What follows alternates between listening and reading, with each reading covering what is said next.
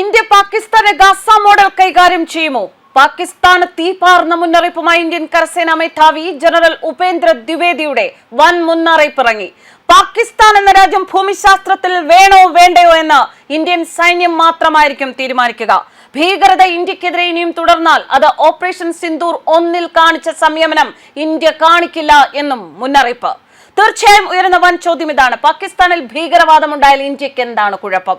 മറുപടി ഇതാണ്: ഗാസയിൽ നിന്നും ഇസ്രയേലിലേക്ക് ഭീകരന്മാർ ആക്രമണം നടത്തുന്നത് പോലെ പാകിസ്ഥാൻ ഭീകരർ തക്കം നോക്കി ഇന്ത്യയിൽ ആക്രമണം നടത്തും. അതിനാൽ തന്നെ ഉന്മൂലനം ചെയ്തങ്ങ് നശിപ്പിച്ചു കളയും എന്ന തീക്കളി തന്നെ പുറത്തെടുത്ത ഇന്ത്യൻ സൈന്യം ഇനിയൊരു ആക്രമണം പാകിസ്ഥാൻ സ്പോൺസർ ചെയ്തുണ്ടായാൽ അതിന്റെ ശിക്ഷ ഉന്മൂലനം തന്നെ ആയിരിക്കുമെന്ന് കരസേനാ മേധാവി ജനറൽ ഉപേന്ദ്ര ദ്വിവേദിയുടെ തീപാറും മുന്നറിയിപ്പ് ഇവിടെ ഒരു കാര്യം അരക്കിട്ട് ഉറപ്പിക്കുന്നു: ഇസ്രയേലിൽ ഭീകരാക്രമണം നടത്തിയ പലസ്തീൻ ഗാസ ഭീകര കൂട്ടങ്ങളെ എങ്ങനെ കൈകാര്യം ചെയ്തുവോ അത് പാകിസ്ഥാന്റെ കാര്യത്തിലും ആവർത്തിക്കും.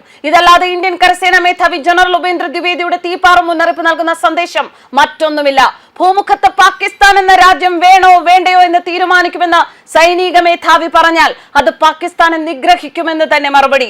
ആ സമയത്ത് പിന്നെ സേവ് പാകിസ്ഥാൻ എന്ന് പറഞ്ഞ ഒരു ജിഹാദിയും മതത്തെ മഹത്വവൽക്കരിച്ച് ഭീകരത വളർത്തുന്നവരും ഒന്നും രംഗത്ത് വന്നേക്കരുത്. ഇന്ത്യ ഉള്ള കാര്യം മുൻപേ പറഞ്ഞു കഴിഞ്ഞു. ഇനി നമുക്ക് ജനറൽ ഉപേന്ദ്ര ദ്വിവേദിയുടെ ആ വാക്കുകൾ എന്ത് എന്ന് ഒന്നുകൂടി നോക്കാം. അദ്ദേഹം പറയുന്നത് ഇങ്ങനെ: അയൽ രാജ്യം സർക്കാർ സ്പോൺസർ ചെയ്യുന്ന ഭീകരത അവസാനിപ്പിച്ചില്ലെങ്കിൽ ഓപ്പറേഷൻ സിന്ദൂർ 1 പോലെ സായുധ സേനകൾ ഒരു സംയമനവും പാലിക്കില്ലെന്ന് വെള്ളിയാഴ്ച പാകിസ്ഥാൻ കരസേനാ മേധാവി ജനറൽ ഉപേന്ദ്ര ദ്വിവേദി കർശന മുന്നറിയിപ്പ് നൽകി. ഇത്തവണ ഓപ്പറേഷൻ സിന്ദൂർ 1 കാണിച്ച സംയമനം ഞങ്ങൾ പാലിക്കില്ല. ഇത്തവണ പാകിസ്ഥാൻ ഭൂമിശാസ്ത്രത്തിൽ നിലനിൽക്കണോ വേണ്ടയോ എന്ന് ചിന്തിക്കേണ്ട എന്തെങ്കിലും ഞങ്ങൾ ചെയ്യും. പാകിസ്ഥാൻ ഭൂമിശാസ്ത്രപരമായി നിലനിൽക്കണമെങ്കിൽ അത് സംസ്ഥാനം സ്പോൺസർ ചെയ്യുന്ന ഭീകരത അവസാനിപ്പിക്കണം, അദ്ദേഹം പറഞ്ഞു. സർക്രീക്കിനെ കുറിച്ച് പ്രതിരോധ മന്ത്രി രാജ്നാഥ് സിംഗ് ആശങ്കകൾ ഉന്നയിക്കുകയും സ്വാതന്ത്ര്യം ലഭിച്ച 78 വർഷങ്ങൾക്ക് ശേഷവും ചർച്ചകൾ തടസ്സപ്പെടുന്നതിന് പാകിസ്ഥാൻ ഉദ്ദേശങ്ങളെ കുറ്റപ്പെടുത്തുകയും ചെയ്തതിന് ഒരു ദിവസത്തിന് ശേഷമാണിത്.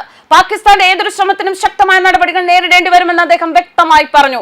ഇന്ത്യൻ സൈന്യവും BSFും സംയുക്തമായും ജാഗ്രതയോടെയും ഇന്ത്യയുടെ അതിർത്തികൾ സംരക്ഷിക്കുന്നു. സർക്രീക്ക് പ്രദേശത്ത് പാകിസ്ഥാൻ ഭാഗത്തു നിന്ന് എന്തെങ്കിലും അനിഷ്ട സംഭവത്തിന് ശ്രമിച്ചാൽ ചരിത്രവും ഭൂമിശാസ്ത്രവും മാറുന്ന തരത്തിൽ നിർണായകമായ പ്രതികരണം അവർക്ക് ലഭിക്കും. 1965 യുദ്ധത്തിൽ ഇന്ത്യൻ സൈന്യം ലാഹോറിലെത്താനുള്ള കഴിവ് പ്രകടിപ്പിച്ചിരുന്നു. ഇന്ന് 2025 കറാച്ചിയിലേക്കുള്ള ഒരു വഴി അരുവിക്കരയിലൂടെ കടന്നുപോകുന്നുവെന്ന് പാകിസ്ഥാൻ ഓർമ്മിക്കണം, രാജ്നാഥ് പറഞ്ഞിരുന്നു. പ്രധാനമന്ത്രി നരേന്ദ്രമോദിയും പലതവണ വ്യക്തമാക്കിയിട്ടുണ്ട്: ഇന്ത്യ സൈനിക നടപടി താൽക്കാലികമായി നിർത്തിവച്ചിരിക്കുകയാണെന്നും ഭാവിയിലെ ഏതെങ്കിലും ഭീകര ആക്രമണങ്ങൾക്ക് നിർണായകമായി മറുപടി നൽകാൻ തയ്യാറാണെന്നും സേനാ മേധാവി വ്യക്തമാക്കി. ഓപ്പറേഷനിൽ ഇന്ത്യ 4-5 പാകിസ്ഥാൻ യുദ്ധവിമാനങ്ങൾ നശിപ്പിച്ചതായി അദ്ദേഹം പറഞ്ഞു. അതേസമയം ഇന്ത്യയുടെ 5 വിമാനങ്ങൾ പാകിസ്ഥാൻ തകർത്തു എന്ന് പറയുമ്പോൾ നമ്മുടെ വ്യോമത്താവളങ്ങളിൽ എന്തെങ്കിലും വീണതോ, എന്തെങ്കിലും ഞങ്ങളെ ഇടിച്ചതോ, ഒരു ഹാങ്ങർ തകർന്നതോ അതുപോലുള്ള എന്തെങ്കിലും ഒരു ചിത്രം നിങ്ങൾ കണ്ടിട്ടുണ്ടോ?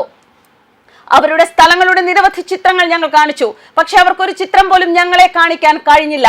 ഞങ്ങൾ പാകിസ്ഥാനെ നശിപ്പിച്ച ദൃശ്യങ്ങളും തെളിവും വെച്ചാണ് സംസാരിക്കുന്നത് എന്നും അദ്ദേഹം വ്യക്തമാക്കി. ന്യൂസ് ഡെസ്ക് കർമ്മ ന്യൂസ്.